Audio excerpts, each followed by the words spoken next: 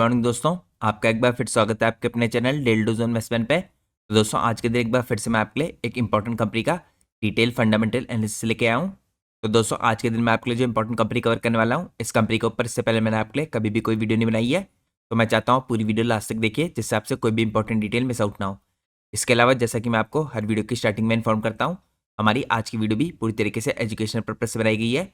हम अपनी किसी भी वीडियो में कंपनी के प्राइस के ऊपर या उसके टेक्निकल चार्ट्स के ऊपर कोई भी डिस्कशन नहीं करते हैं। हमारा पूरा फोकस रहता है कंपनी के एनालिसिस में और इंडस्ट्री के एनालिसिस में। और दोस्तों मैं कोई सेबी रजिस्टर्ड रिसर्च एनालिस्ट या फाइनेंशियल एडवाइजर नहीं हूँ। तो अगर आपको मार्केट में कोई भी डिसीजन लेना है, उससे पहले आप लोग को अपने सेबी रजिस्टर्ड रिसर्च एनालिस्ट और फाइनेंशियल एडवाइजर की सलाह लेना बहुत ज़रूरी है। क्योंकि अगर आप लोग किसी के भी रैंडम रिकमेंडेशन पे मार्केट में अपने डिसीजन को बेस करेंगे, तो आप लोग को मार्केट में काफ़ी हैवी लॉस उठाना पड़ सकता है। इसलिए मार्केट में हमेशा कॉशियस रहिए और कोई भी डिसीजन लेने से पहले अपने सेबी रजिस्टर्ड रिसर्च एनालिस्ट और फाइनेंशियल एडवाइजर को जरूर कंसल्ट कीजिए। तो ये तो दोस्तों इंपॉर्टेंट डिस्क्लेमर था। इसके अलावा अगर आप लोग मेरे चैनल पे पहली बार आए हैं, तो आप लोग को पता होना चाहिए मैं अपने यूट्यूब चैनल के मेंबर्स के लिए कुछ खास important members only content post करता हूँ, जिसके अंदर मैं कुछ खास इंपॉर्टेंट कंपनीज के ऊपर आपके लिए डिटेल एनालिसिस की वीडियो पोस्ट करता हूँ। तो अगर आप लोग दोस्तों वो मेंबर्स ओनली कंटेंट चेकआउट करना चाहते हैं, तो आप सिंपली यहाँ पे ज्वाइन बटन पर क्लिक करके चैनल की मेंबरशिप ले सकते हैं। जैसे आप ज्वाइन बटन पर क्लिक करेंगे, इसके अंदर आपको अलग अलग टायर्स की मेंबरशिप देखने को मिलेंगी। आप उनमें से कोई सी भी मेंबरशिप सेलेक्ट करेंगे, आप ये सारी इंपॉर्टेंट वीडियोस देख पाएंगे, जो स्पेशली मैं अपने यूट्यूब चैनल के मेंबर्स के लिए पोस्ट करता हूँ। इसके अलावा दोस्तों चैनल की मेंबरशिप लेने की एक और एडवांटेज है। चैनल की मेंबरशिप लेने के बाद आप लोग मेरा मेंबर्स ओनली टेलीग्राम चैनल भी ज्वाइन कर सकते हैं। मेरे मेंबर्स ओनली टेलीग्राम चैनल को ज्वाइन करने के लिए मेंबरशिप लेने के बाद आपको पोस्ट पे क्लिक करना है।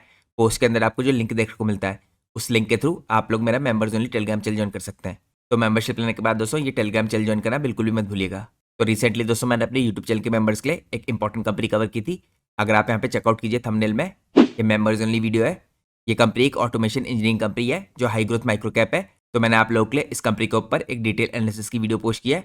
अगर आपके पास चैनल की मेंबरशिप है तो आप इस वीडियो को चेकआउट कर सकते हैं। इसके साथ साथ दोस्तों पिछले एक महीने के अंदर मैंने आपके लिए इस तरह की 5-6 इंपॉर्टेंट वीडियोस और पोस्ट किए हैं, जिनको आप चेकआउट कर सकते हैं अगर आपके पास चैनल की मेंबरशिप है। अगर आप लोग को दोस्तों ये सारी इंपॉर्टेंट मेंबर्स ओनली वीडियोस और कंटेंट को एक साथ देखना है, तो आप लोग सिंपली यहाँ पे मेंबर्स ओनली टैब के ऊपर क्लिक कर सकते हैं। इसके अंदर आपको सारी इंपॉर्टेंट मेंबर्स ओनली वीडियोस एक साथ देखने को मिल जाएंगी। तो ये तो दोस्तों मैंने आपको बताई चैनल की मेंबरशिप की कुछ खास एडवांटेजेस। इसके अलावा दोस्तों मेरे चैनल पे एक स्पेशल मेंबरशिप है, इसका नाम है प्लेटिनम इन्वेस्टर। वो मेंबरशिप लेने के बाद आप लोग डायरेक्टली मेरे से कॉन्टैक्ट कर सकते हैं। मेरा ईमेल एड्रेस आपको स्क्रीन में टॉप में देखने को मिल जाएगा। और अगर आप लोग चाहें तो मेरे जनरल टेलीग्राम चैनल पे भी मेरे से कॉन्टैक्ट कर सकते हैं। मेरे जनरल टेलीग्राम चैनल का लिंक आपको किसी भी वीडियो के नीचे डिस्क्रिप्शन में देखने को मिल जाएगा। तो ये तो दोस्तों मैंने आपको चैनल की मेंबरशिप से रिलेटेड कुछ इंपॉर्टेंट चीज़ें बताई। इसके अलावा दोस्तों मैंने आप लोग के लिए रिसेंटली एक इंपॉर्टेंट वीडियो पोस्ट की है।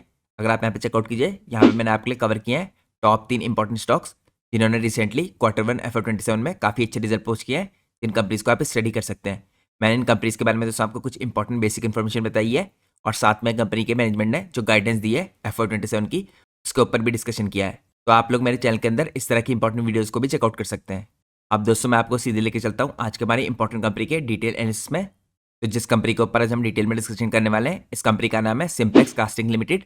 आप सब लोग को पता है दोस्तों, थोड़े दिनों पहले मैंने आप लोग के लिए इंडिया की जो कास्टिंग इंडस्ट्री है उसके ऊपर एक डिटेल एनालिसिस की वीडियो पोस्ट की थी। वहाँ पे मैंने आपके साथ जो इंपॉर्टेंट कंपनी शेयर की थी, जो आप स्टडी कर सकते हैं, उनमें से एक इंपॉर्टेंट कंपनी सिंप्लेक्स कास्टिंग थी। तो आज के दिन हम इस कंपनी के बारे में कुछ इंपॉर्टेंट चीज़ें चेकआउट करेंगे। सबसे पहले दोस्तों अगर आप कंपनी के ओवरव्यू में देखें, तो ये कंपनी दोस्तों करंटली इंडिया की एक लीडिंग प्रिसीजन मेटलर्जी की कंपनी है with global business presence. Currently company possess करती है well equipped manufacturing facility such as heavy engineering और फैब्रिकेशन प्लांट।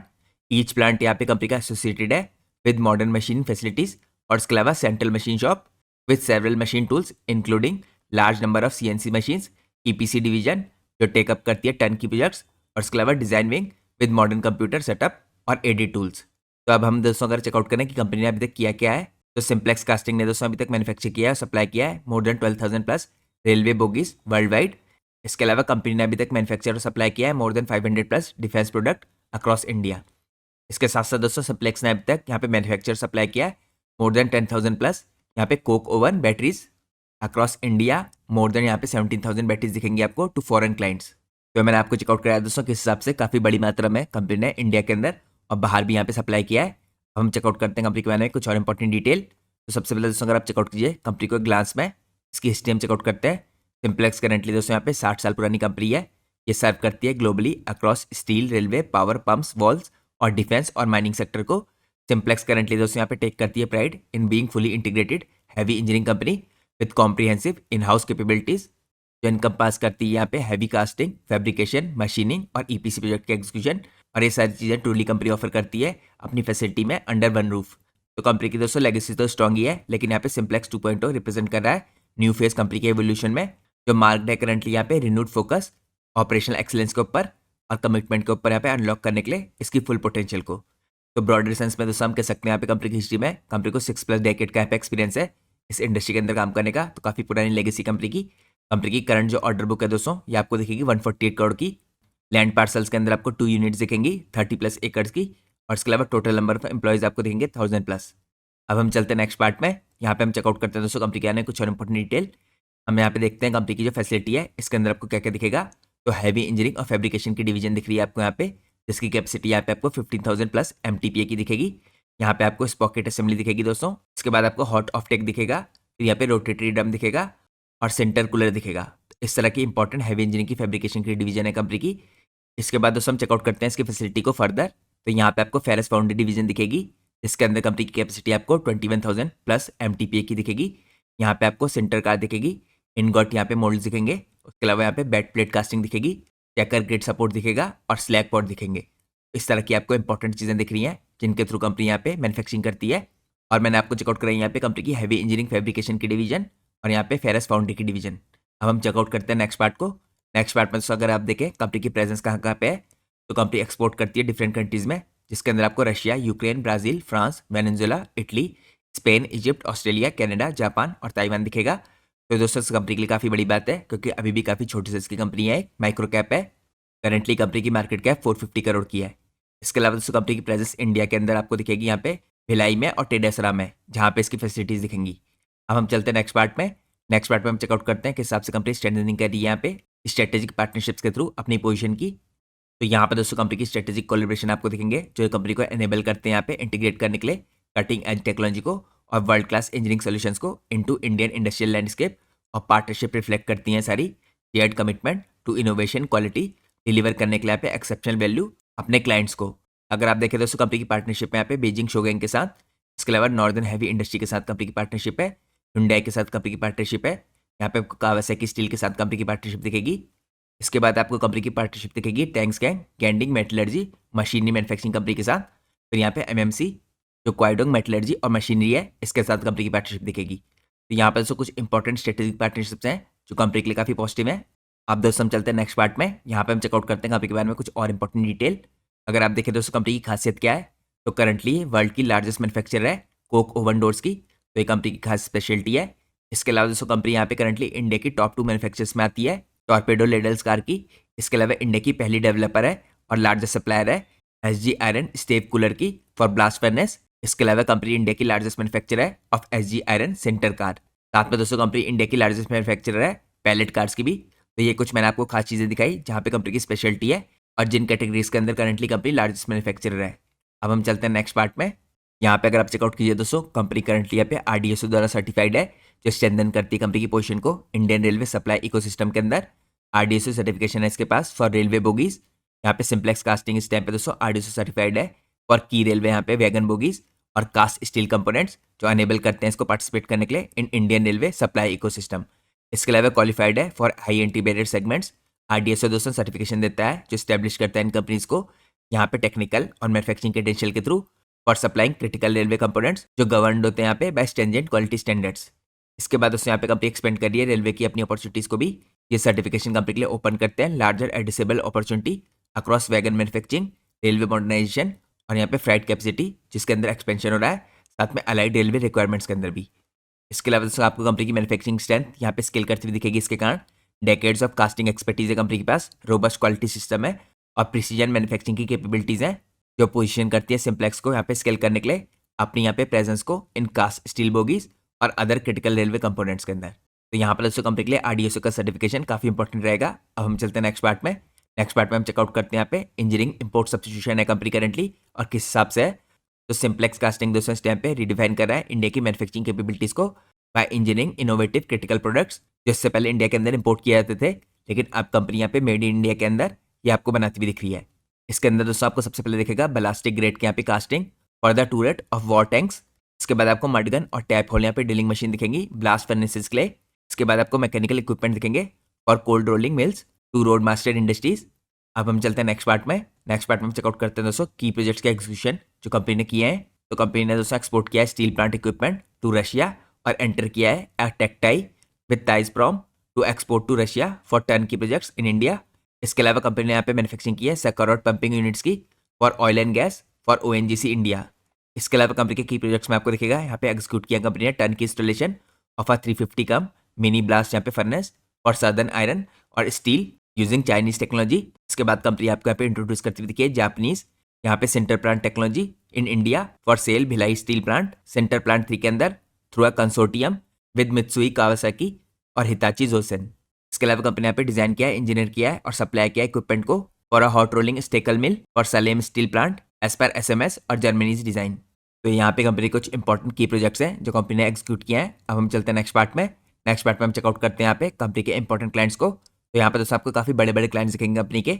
यहाँ पे आपको कंपनी सप्लाई करती हुई दिख रही है मिनिस्ट्री ऑफ डिफेंस को क्योंकि डिफेंस सेक्टर के अंदर भी कंपनी काम करती है। इसके बाद इंडियन रेलवे हो गई इसरो हो गई और आपको L&T जैसे बड़े ग्रुप दिखेंगे। यहाँ पे आपको सेल दिखेगा गोदरेज दिखेगा जिंदल स्टील और पावर दिखेगा टाटा ग्रुप दिखेगा सुजुलॉन दिखेगा JSW स्टील दिखेगा फिर आपको BHEL दिखेगा Nippon steel Siemens Hindalco SR UltraTech cement और टेक्समैको दिखेगा। तो इस तरह के दोस्तों काफी बड़े बड़े क्लाइंट्स हैं जिनको कंपनी सप्लाई कर रही है। अब मैं आपको चेकआउट करता हूँ कुछ और इंपॉर्टेंट क्लाइंट कंपनी के। तो यहाँ पे आपको इंपॉर्टेंट क्लाइंट्स में दोस्तों दिखेंगे BMW corporation Arcelor Mittal Hyundai Terex NTPC Tata steel Ashok Leyland Neco Maruti Suzuki Fiat DMT ABB IHI और एटलस इंटरनेशनल। तो यहाँ पे दोस्तों काफी बड़े बड़े क्लाइंट आपको और दिख रहे हैं अलग इंडस्ट्रीज में कंपनी के जिनको कंपनी सप्लाई कर रही है। अब हम चलते हैं नेक्स्ट पार्ट में। नेक्स्ट पार्ट में हम चेकआउट करते हैं दोस्तों यहाँ पे कुछ और important detail. Captive solar project है यहाँ पे कंपनी का जिसमें आपको 25 ईयर का यहाँ पे एग्रीमेंट दिख रहा है विद नटराज एनर्जी। तो इस सोलर प्लांट की दोस्तों यहाँ पे कैपेसिटी दिखेगी आपको 5.5 मेगावाट ग्रिड। तो ये काफी इंपॉर्टेंट है दोस्तों क्योंकि रिडक्शन करता है कंपनी की पावर की कॉस्ट में। पहले कंपनी को 1 यूनिट पड़ती थी 9 रुपए की अब पड़ती है यहाँ पे 5 से 6 रुपए की। तो ये कॉस्ट कटिंग के लिए दोस्तों कंपनी ने काफी बड़ा स्टेप लिया है। इसके कारण दोस्तों कंपनी को यहाँ पे एनुअल एनर्जी कॉस्ट 2.16 करोड़ का है। इसके बाद दोस्तों यहाँ पे कोई भी कैपेक्स रिक्वायरमेंट नहीं है कोई भी मटेरियल यहाँ पे अपफ्रंट इन्वेस्टमेंट नहीं है। तो कैप्टिव सोलर प्रोजेक्ट कंपनी के लिए काफी इंपॉर्टेंट है रिड्यूस करने के लिए पावर की कॉस्ट को और इस तरह की चीजों पे फोकस करके दोस्तों कंपनी अपनी एफिशिएंसीज को यहाँ पे इंक्रीज कर रही है। अब हम चलते हैं नेक्स्ट पार्ट में। नेक्स्ट पार्ट में हम चेकआउट करते हैं यहाँ पे इंडियन रेलवे की ग्रोथ अपॉर्चुनिटीज को क्योंकि कंपनी दोस्तों इंडियन रेलवे को काफी बड़े तरीके से सप्लाई कर रही है। यहाँ पे आपको सबसे पहले रिकॉर्ड रेलवे इन्वेस्टमेंट दिखेगा 2.78 लाख करोड़ का। यहाँ पे ग्रॉस जो पे दोस्तों बजटरी सपोर्ट है अलोकेशन यहाँ पे इंडियन रेलवे को for FY26 to FY27 compared with only 29,000 crore in FY13 to FY14। तो यहाँ पे काफी बड़े तरीके से आपको काफी शानदार बजट दिख रहा है 2.78 लाख करोड़ का। फिर यहाँ पे लार्ज जो एक्जिस्टिंग दोस्तों रोलिंग स्टॉक बेस है यहाँ पे 98,000 कोचेज है ये ऑलरेडी यहाँ पे डिप्लॉय कर दी गई हैं across Indian railway along side approximately यहाँ पे 3.86 लाख वैगन। न्यू मेजर यहाँ पे कोचेज प्रोग्राम है दोस्तों 17K के आसपास नॉन AC कोचेज है तो यहाँ पे इसका भी स्कोप है। तो इंडियन रेलवे आपको यहाँ पे मैन्युफैक्चरिंग करती हुई दिखेगी अप्रॉक्सीमेटली 17,000 न्यू जनरल और स्लीपर कोचेज की एड्रेस करने के लिए राइजिंग पैसेंजर की डिमांड को। तो यहाँ पे ये भी अपॉर्चुनिटी आएगी कंपनी के पास। इसके अलावा दोस्तों यहाँ पे एक्सलेशन हो रहा है ट्रैक एक्सपेंशन के अंदर 35,000 किलोमीटर के आसपास नेट ट्रैक आपको ऐड होते दिखेंगे in recent expansion phase versus 15,000 kilometre जो आपको इससे पहले पीरियड में होते दिखे थे। साथ में दोस्तों आपको यहाँ पे रिकॉर्ड कोच मैन्युफैक्चरिंग होती दिख रही है। जो कोचेज है उनकी काफी शानदार तरीके से यहाँ पे मैन्युफैक्चरिंग हो रही है 6,677 LHB कोचेज यहाँ पे आपको इंडियन रेलवे मैन्युफैक्चर करती हुई दिखेगी। इसके अलावा मॉडर्न ट्रेन एक्सपेंशन हो रहा है दोस्तों 200 यहाँ पे आपको इंटरसिटी ट्रेन दिखेंगी। रेलवे मिनिस्ट्री ने यहाँ पे आउटलाइन किया प्लान 200 नई इंटरसिटी ट्रेन का along side 238 new suburban train for Mumbai. तो हम कह सकते हैं यहाँ पे एक स्ट्रक्चरल बोगी डिमांड की अपॉर्चुनिटी है इस तरह की कंपनी के लिए। अब मैं आपको लेके चलता हूँ नेक्स्ट पार्ट में। नेक्स्ट पार्ट में हम चेकआउट करते हैं यहाँ पे rising demand for precision steel किस हिसाब से बढ़ी है। तो दोस्तों इंडिया का कैपेक्स जैसे यहाँ पे शिफ्ट हो रहा है फ्रॉम ट्रेडिशनल यहाँ पे इंडस्ट्रीज टुवर्ड्स इमर्जिंग सेक्टर। तो यहाँ पे जो डिमांड है इस टाइम पे प्रिसीजन और स्ट्रक्चरल स्टील की ये लगातार आपको एक्सपेंड होती दिख रही है और राइज करिए सिग्निफिकेंटली जो ड्रिवन है बाय इंक्रीजिंगली कॉम्प्लेक्स यहाँ पे इंफ्रास्ट्रक्चर रिक्वायरमेंट। तो अगर आप देखें दोस्तों पिछले टाइम में यहाँ पे 21 से 25 के बीच में जो एवरेज एनुअल कैपेक्स था ये 4.3 लाख करोड़ का था लेकिन अब दोस्तों यहाँ पे 26 से 30 की पीरियड में जो एवरेज एनुअल कैपेक्स है ये आपको 7.1 लाख करोड़ का दिख रहा है। तो ये आपको क्लियरली बताता है दोस्तों यहाँ पे जो इमर्जिंग सेक्टर्स है अर्बन और रियल एस्टेट है इसके अलावा एनर्जी यूटिलिटीज है ट्रांसपोर्ट लॉजिस्टिक है इंडस्ट्रियल और मैन्युफैक्चरिंग है और कन्वेंशनल जो यहाँ पे इंफ्रास्ट्रक्चर है इसके अंदर आपको लगातार डिमांड इंक्रीज होती हुई दिख रही है जिसके कारण आपको काफी शानदार तरीके से यहाँ पे प्रिसीजन स्टील की डिमांड का राइज होता दिखेगा। अब हम चलते हैं नेक्स्ट पार्ट में। नेक्स्ट पार्ट में हम चेकआउट करते हैं इस कंपनी के लिए वे फॉरवर्ड क्या है। तो यहाँ पर दोस्तों कंपनी यहाँ पे 500 करोड़ का देखिए टारगेट करिए रेवेन्यू ग्रोथ। इसकी एस्पिरेशन है। कंपनी राइड करना चाह रही है करंटली जो पॉजिटिव इंडस्ट्री मोमेंटम चल रहा है और टेल विंड चल रही है। यहाँ पे कंपनी करंटली टारगेट कर रही है रेवेन्यू का माइलस्टोन 500 करोड़ का बाय एंड ऑफ FY28। और करंटली दोस्तों FY26 में कंपनी के रेवेन्यू खाली 200 करोड़ के थे। तो यहाँ पे काफी कंपनी के एम्बिशियस टारगेट है और कंपनी करंटली कमिटेड है यहाँ पे सस्टेन करने के लिए और कंसिस्टेंट यहाँ पे 10% के पैट मार्जिन को मेंटेन करने के लिए थ्रू एग्जीक्यूशन और सुपीरियर यहाँ पे ऑपरेशनल कैपेबिलिटीज। तो अगर आप देखें दोस्तों कंपनी ने यहाँ पे FY26 में 203 करोड़ के यहाँ पे रेवेन्यू जनरेट किए थे। FY27 में कंपनी का एम है यहाँ पे 330 करोड़ का और FY28 में 500 करोड़ का। तो काफी एम्बिशियस कंपनी ने एम रख रखे हैं। इसके बाद दोस्तों अगर आप देखिए कंपनी के ग्रोथ इंजन क्या होंगे यहाँ पे, पहला ग्रोथ इंजन होगा रेलवे की ग्रोथ। कंपनी लॉन्च कर रही है यहाँ पे डेडिकेटेड रेलवे प्लांट और स्केल कर रही है अपने पार्टिसिपेशन को इन गवर्नमेंट बैक यहाँ पे प्रोजेक्ट्स, जिसको बैकिंग मिली है, जिसमें आपको ऑलरेडी चेकआउट कराया है यहाँ पे RDSO के अप्रूवल के द्वारा, क्योंकि कंपनी ने यहाँ पे प्रूव किया है अपनी एग्जीक्यूशन की कैपेबिलिटीज को। इसके अलावा दोस्तों दूसरी बड़ी अपॉर्चुनिटी यहाँ पे डिफेंस मैन्युफैक्चरिंग एक्सपेंशन के अंदर यहाँ पे कंपनी एग्जीक्यूट कर रही है ट्रायल डिफेंस ऑर्डर्स को और एडवांस कर रही है यहाँ पे प्रिसीजन कास्टिंग की कैपेबिलिटीज को यहाँ पे टैप करने के लिए ग्रोइंग अपॉर्चुनिटीज जो डिफेंस सेक्टर के अंदर दिखती है। तो डिफेंस में दोस्तों कंपनी को काफी तगड़ा स्कोप दिखता है जिसके अंदर कंपनी फोकस कर रही है। इसके बाद कंपनी में यहाँ पे अपॉर्चुनिटी दिखती है अक्रॉस हाई ग्रोथ सेक्टर्स। तो कंपनी वेल पोजिशन है इस टाइम पे टॉप अपॉर्चुनिटीज के लिए अक्रॉस थर्मल पावर और अदर यहाँ पे पावर सेक्टर प्रोजेक्ट्स जो ड्राइव करेंगे डिमांड को फॉर लार्जर कॉम्प्लेक्स कास्टिंग जो यूज होता है दोस्तों यहाँ पे क्रिटिकल इक्विपमेंट के अंदर और इंफ्रास्ट्रक्चर के अंदर। इसके अलावा दोस्तों कंपनी फ्यूचर में इनऑर्गेनिक एक्विजिशन के ऊपर भी फोकस कर सकती है। तो करंटली कंपनी इवेल्युएट कर रही है एक्विजिशन की अपॉर्चुनिटीज को इन अलाइड कास्टिंग और इंजीनियरिंग सेगमेंट्स। यहाँ पे कंपनी एनहांस करना चाहिए अपनी कैपेबिलिटीज को और एक्सपेंड करना चाहिए अपने स्किल बेस को रीइंफोर्स करने के लिए अपनी लीडरशिप को इन हैवी इंजीनियरिंग और फैब्रिकेशन।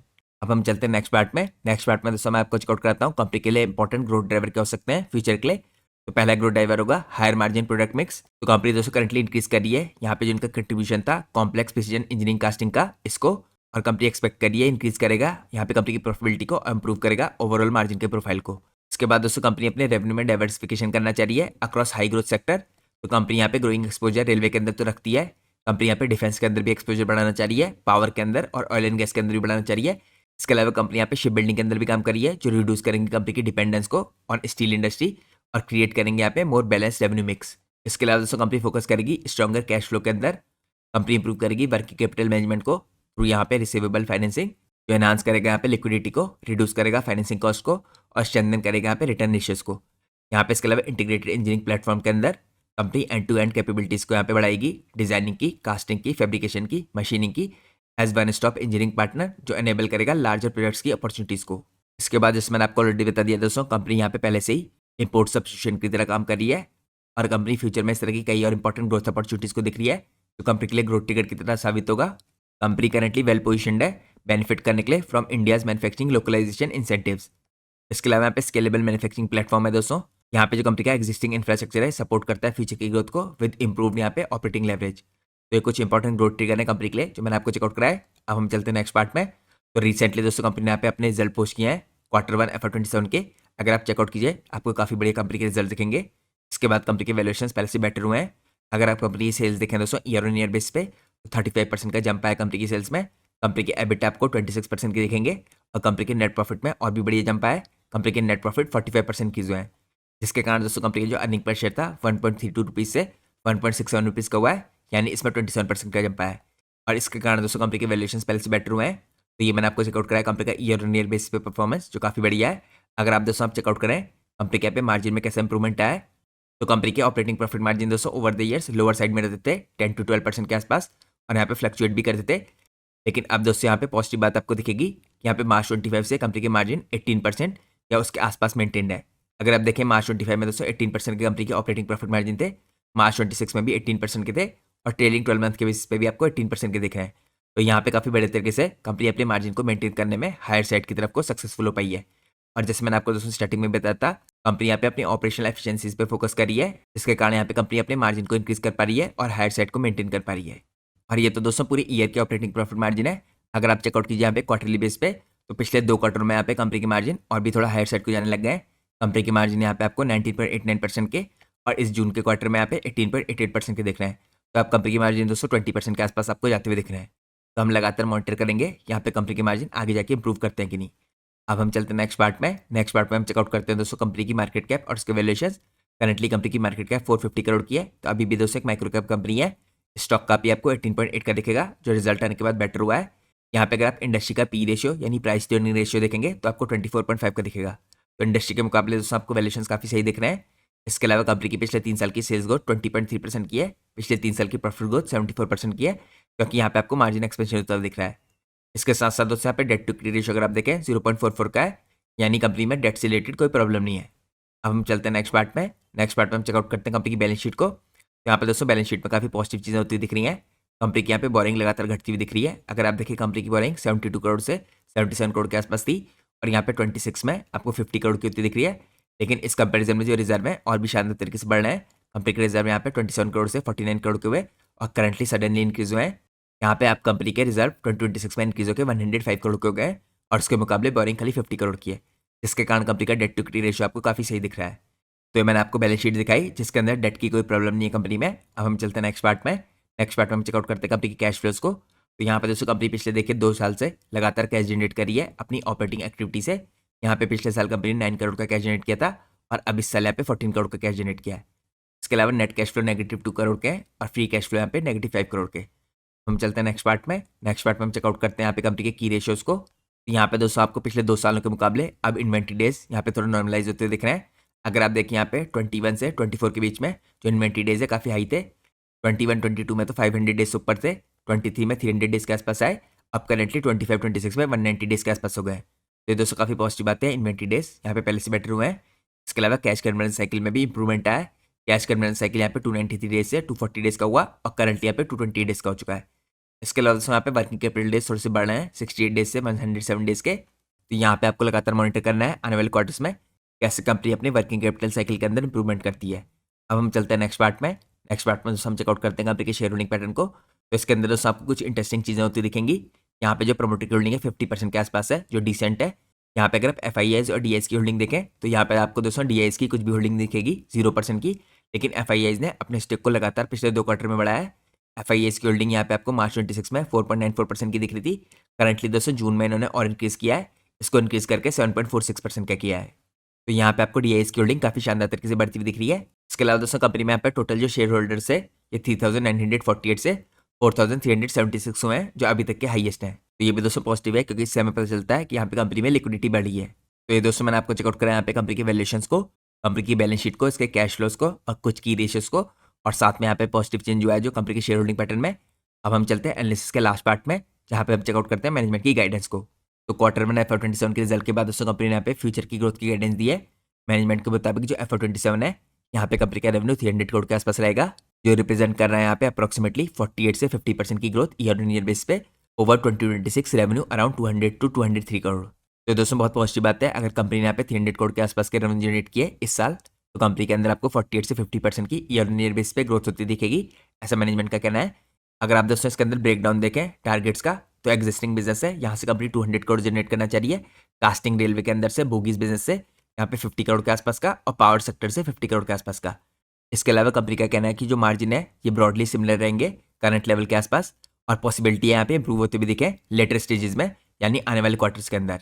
इसका कारण है दोस्तों कंपनी यहाँ पे लगातार एफर्ट करिए और फोकस करिए कॉस्ट कंट्रोल करने पे। तो कॉन्टेक्स्ट में दोस्तों यहाँ पे सपोर्ट मिलता है कंपनी के जो Q1 के FY27 के रिजल्ट आए इसके द्वारा, क्योंकि यहाँ पे कंपनी के रेवेन्यू 35% के हिसाब से ग्रो किए हैं ईयर ऑन ईयर बेस पे, और कंपनी के प्रॉफिट आफ्टर टैक्स में 45% का इंक्रीज है ईयरली बेस पे। तो नियर टाइम की जो ऑर्डर बुक है दोस्तों ये आपको एक्सपेंड होती दिख रही है ओवर 150 करोड़ वर्सेस जो अर्लियर हिस्टोरिकल रेंज थी 80 से 100 करोड़ के आसपास की। और जो डिमांड इस टाइम पे करंटली स्ट्रॉन्ग है फ्रॉम थर्मल पावर सेगमेंट और एडिशनल अपॉर्चुनिटीज इन रेलवेज। तो दोस्तों मैंने आपको चेकआउट कराई क्विकली कंपनी की गाइडेंस Q1 FY27 के रिजल्ट्स के बाद।